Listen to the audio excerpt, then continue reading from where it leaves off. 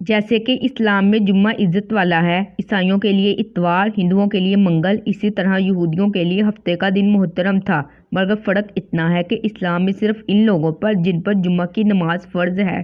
جمعہ کی پہلی اذان سے ختم نماز تک وہ دنیاوی کاروبار کرنا حرام ہے جو نماز میں دخل انداز ہوں۔ عورتیں، بچے، مسافر اور بیمار لوگ اس حکم سے علیحدہ ہیں کیونکہ ان پر جمعہ فرض نہیں ہے، لیکن یہودیوں اور عیسائیوں کے ہاں ان سارے دنوں میں دنیاوی کاروبار حرام تھے اور خاص کر شکار کرنا سخت جرم۔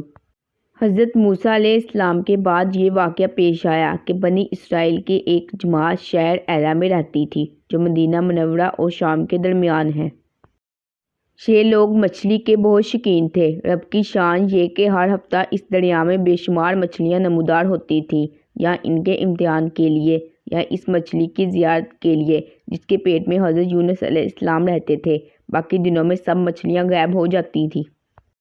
ان کے منہ میں پانی بڑھ آیا اور سوچنے لگے کسی تدبیر سے ان کا شکار کرنا چاہیے جس سے شکار بھی ہو جائے اور ہفتے کے دن کی بے حرمتی بھی نہ ہو۔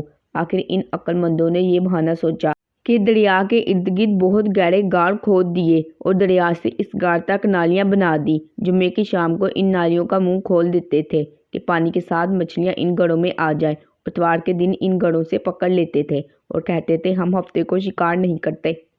انہوں نے وہ مچھلیاں خوب کھائیں اور فروخت کی جس سے یہ بڑے مالدار ہو گئے۔ 40 یا 70 سال تک ان کا یہ عمل رہا۔ یہ لوگ کل 70,000 تھے۔ ان کی 3 جماعتیں بن گئیں، ایک تو شکار کرنے والوں کی، دوسری اس سے منع کرنے والوں کی اور تیسری خاموش رہنے والوں کی۔ یہ لوگ کل 12,000 تھے، باقی سب شکاری۔ جب شکاریوں نے ان کی نصیحت نہ مانی تو انہوں نے اپنے اور ان کے درمیان ایک دیوار بنا کر شہر کے 2 حصے بنا دیے اور کہا ہم آپ کے ساتھ نہیں رہیں گے کہ ہم پر عذاب نہ آ جائے۔ یہاں تک کہ حضرت داؤد علیہ السلام کا زمانہ آ گیا۔ انہوں نے ان کو شکار کرنے سے منع کیا اور فرمایا کہ اے بیوقوفو، قید کرنا ہی تو شکار ہے۔ جیسا کوئی ہرن کو جال میں پھنسا لے، اس نے شکار کر لیا، کھائے یا نہ کھائے، اور کھائے تو آج ہی کھائے یا کبھی دوسرے وقت۔ ہفتے کے دن شکار کی تمہیں ممنوعیت ہے، نہ کہ فقط ہاتھ میں پکڑنے کی یا کھانے کی۔ اس سے باز آ جاؤ ورنہ عذاب میں گرفتار ہو جاؤ گے۔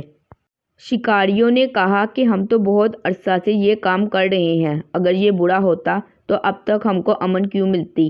تب حضرت داؤد علیہ السلام نے دعا فرمائی جس سے رب کا عذاب آ گیا اور رات میں یہ سب کے سب بندر بن گئے۔ ان کے عقل و حواس تو باقی رہے مگر ان کی قوت گوئی جاتی رہی اور جسم سے سخت بدبو نکلنے لگی۔